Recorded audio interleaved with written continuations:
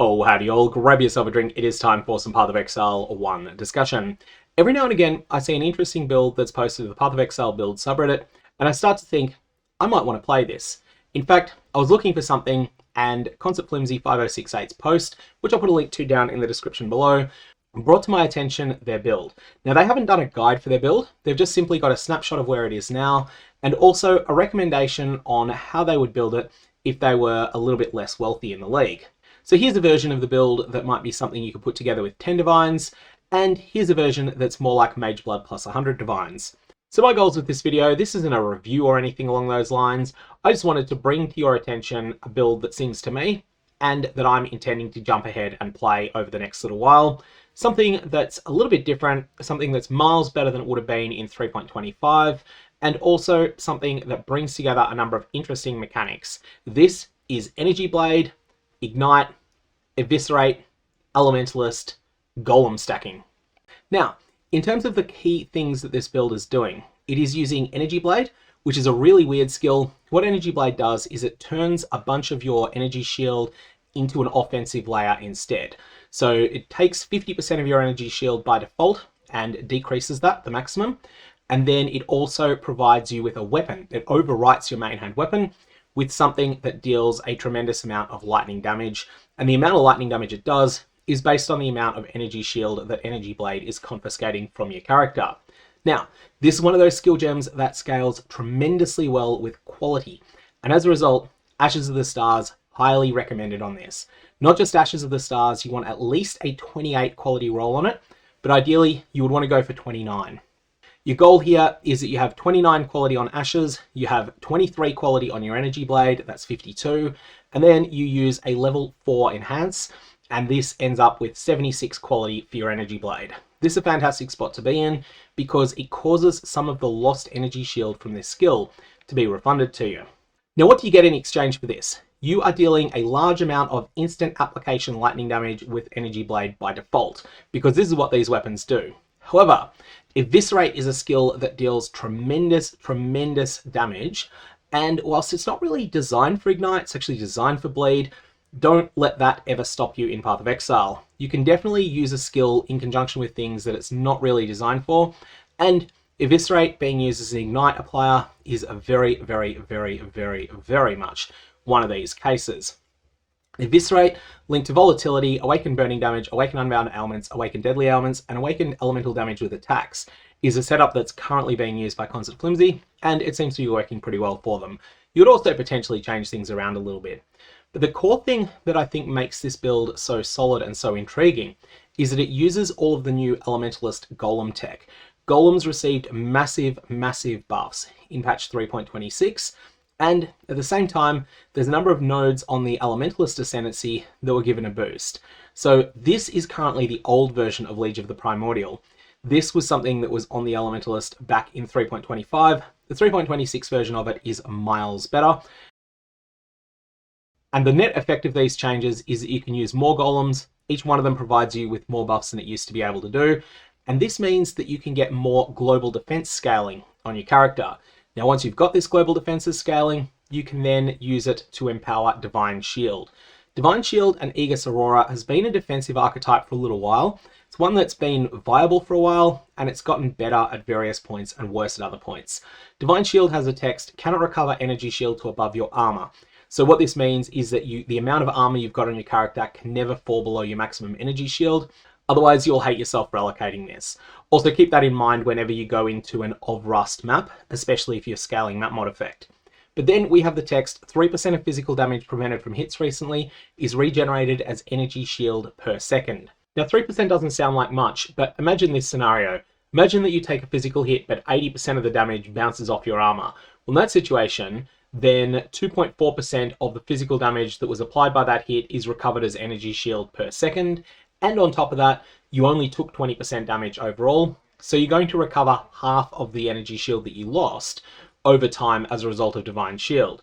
So this is basically energy shield recoup, but it's better than you would expect.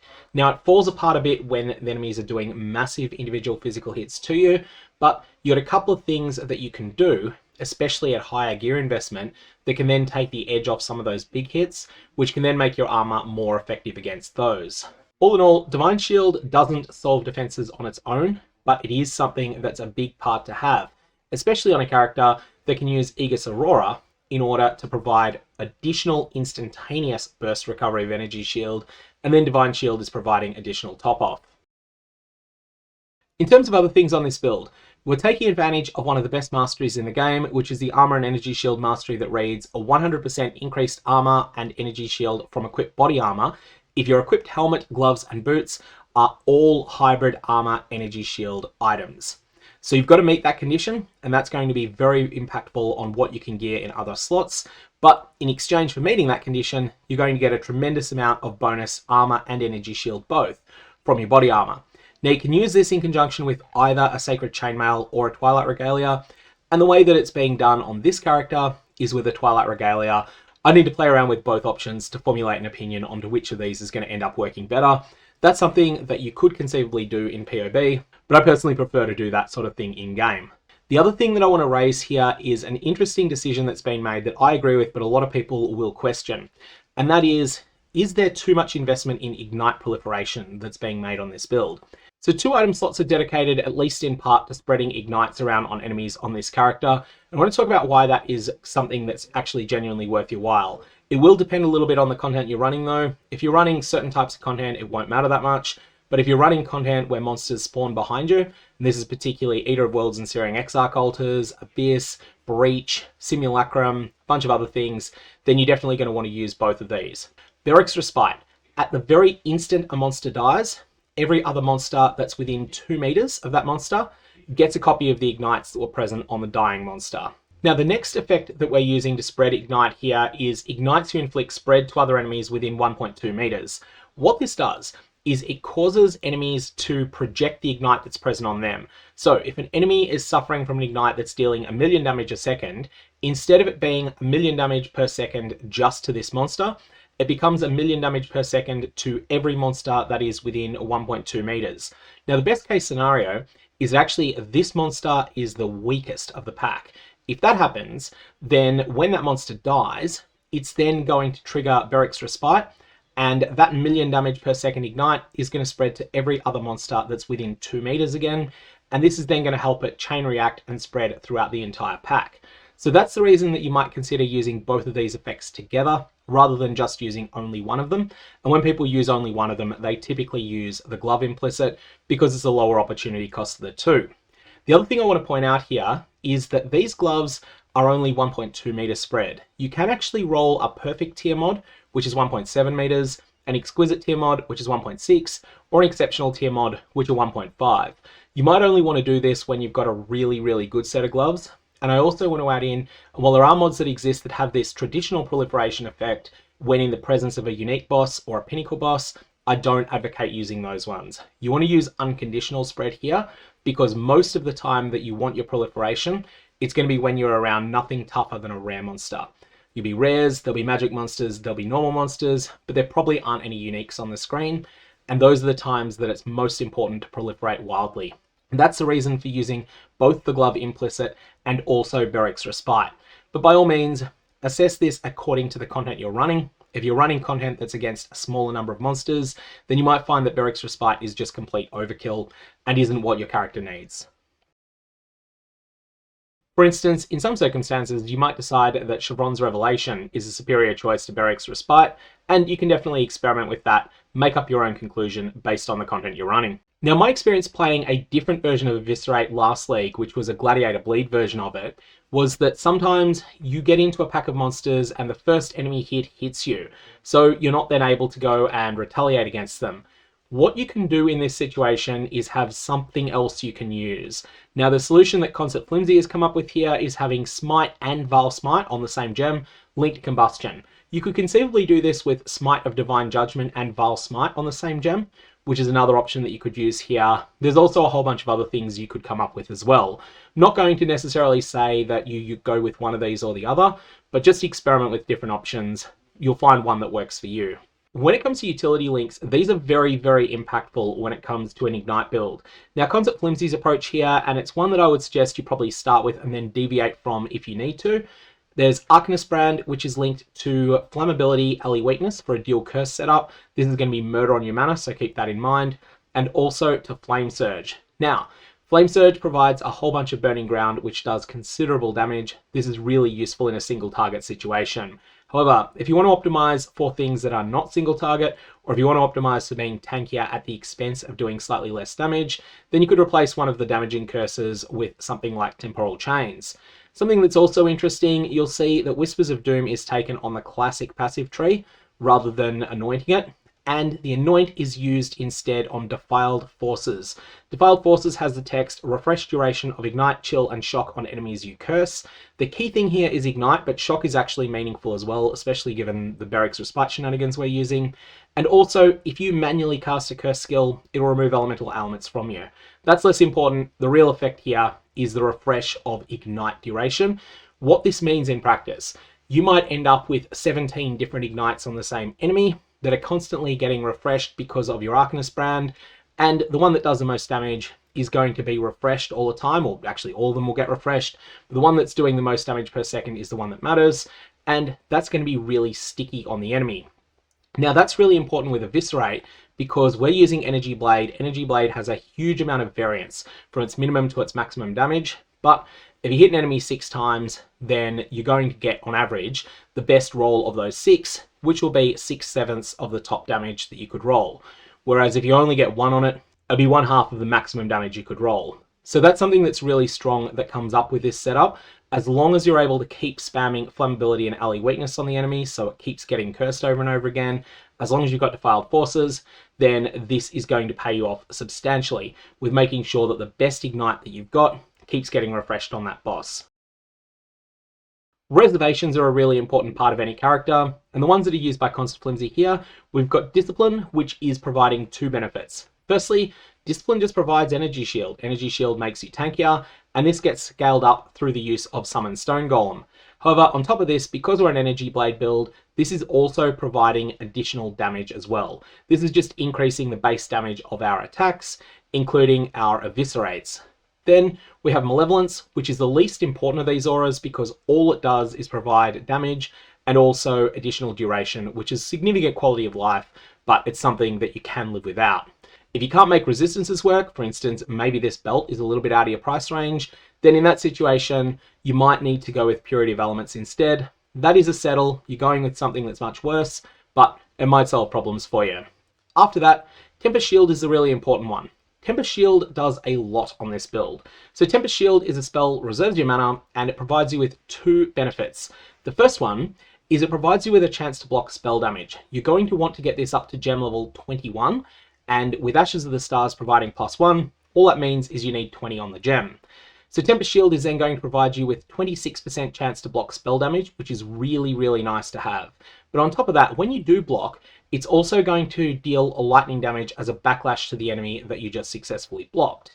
This has some limitations. It's not something that works when the enemy's off the screen or around a corner or something like this, but it is something that will backlash to those enemies, will do something for you. And the important thing here is actually just the fact that it sets the enemy on fire. Even if it doesn't necessarily have any chance of killing that enemy, this is then going to cause Shaper of Flames, the new version of this that came out in 3.26, it's going to cause this to become better. Shaper of Flames now has a text. All damage can ignite, hits always ignite, that's unchanged, but enemies ignited by you have 40% of physical damage they deal converted to fire. Now you have okay mitigation of physical damage on this build, but it's not phenomenal. And what this is going to allow you to do is take a chunk out of the big physical hits, which is then going to make your armor more effective against the rest of the damage. So that's why I really like this setup. Tempest Shield is an absolute must-use on this setup. It's the only way you're going to get close to capping your spell block anyway, and it's something that's just absolutely fantastic all around.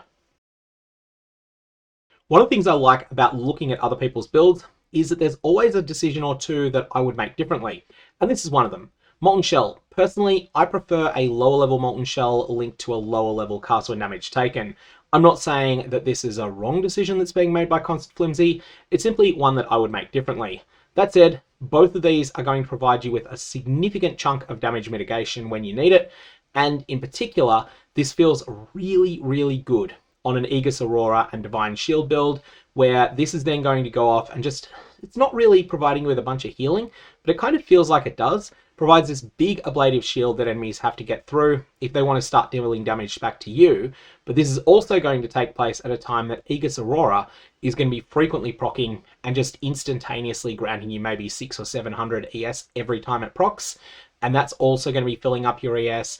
And at the same time, Divine Shield is just steadily trickling up that energy shield as well. So while Molten Shell is up, you're going to be pretty hard to kill. But even when Molten Shell is down, you should also feel fairly tanky as well. One of the things I really love here about this setup though, Ashes of the Stars is providing quality to a whole bunch of other things on the build, such as all of your golems. And a lot of these golems now receive quite a bonus that won't appear in PoB, may not appear in Path of Building, but it is there in game to a whole bunch of things that really do add up. And that's something that comes from quality now. So this is a build that has interested me. I'm definitely going to mess around with it, maybe even put together a guide based on my own takes on it. But definitely, if you're interested in playing it before that can go live, then have a look at what Concept Flimsy's put out, because there's some really interesting things. And also have a look at what other people are doing over on poe.ninja. This is a list of all the builds that are using Ashes of the Stars and Eviscerate on an Elementalist. And you can also say, I just want to have Eviscerate instead. I don't want to use Ashes of the Stars. You'll see lots of people using Whispers of Infinity instead. There's a different version of the same build. Also looks really cool, just wasn't the thing that jumped out at me. And you can have a look and see everything else people are doing there. Work out what you think works for you, and then give it a go. See if it does in fact work for you, and then change it around accordingly. One thing you'll notice if you explore some of the other things people have done with this setup over on poe.ninja is that Ephemeral Edge is commonly used. Now, if you're using Ephemeral Edge and Energy Blade kind of wins out. So essentially, using Energy Blade and E-Edge is the same as not using E-Edge and just using Energy Blade. But there's a lot of people that are using E-Edge and that are not using Energy Blade. There's a very valid way to play the build. It's a different setup. It has different strengths, different weaknesses. It's much tankier. So for some people, it'll be much better as a result of that. But then at the same time, it's going to have less damage. Ultimately, I'm going to initially explore this on the Energy Blade versions, and then potentially investigate Ephemeral Edge at a later date and see which one I end up preferring. But if one of them sings out to you, then definitely mess around with that one first. You can also have a look at some of the other things people are doing. You can see, for instance, what support gems are people using. One common fork in the road. Do I use Deadly Ailment support, or do I use Cruelty support? Because typically, using both of them together is kind of meh. You want to use one or the other and commit to it. Most people prefer Deadly Ailments. That doesn't mean you're wrong if you prefer to go with Cruelty support, just that you're making an uncommon choice. You should understand why you're doing that. Likewise, there's a whole bunch of other support gems that people are using, and you can get a sense as to what is more common, what is less common, as you have a look down there. You can also have a look at various item slots. Say, for instance, what belts are people using? Is it just Mageblood? No, it's Diadian Dawn is the most common. Diadian Dawn is the most common choice. Mageblood is second. But there's also a tiny number of people goofing around with Headhunter, which is exactly what I plan to do when I set this up. And a couple of absolute legends that are using Bated Breath. Like, there's only 5 or 6 people, but come on, that's awesome. Contrast this, though, to the glove slot, and you'll see that literally everyone except for one person is using a set of rare gloves. That should tell you something. That will tell you that no matter which way you build this, the glove slot is very, very important to the way the character is going to come together. Incandescent Heart, commonly used in the body armor. Nothing else is really commonly used, but there's a small number of people messing around with the Covenant, and one individual with Cloak of Flame. So a whole wealth of information if you want to explore it on poe.ninja, but otherwise, I'm going to leave it there. I'm going to play around with this myself, looking forward to leveling it, getting it going at endgame, and may your Varlorbs have interesting results.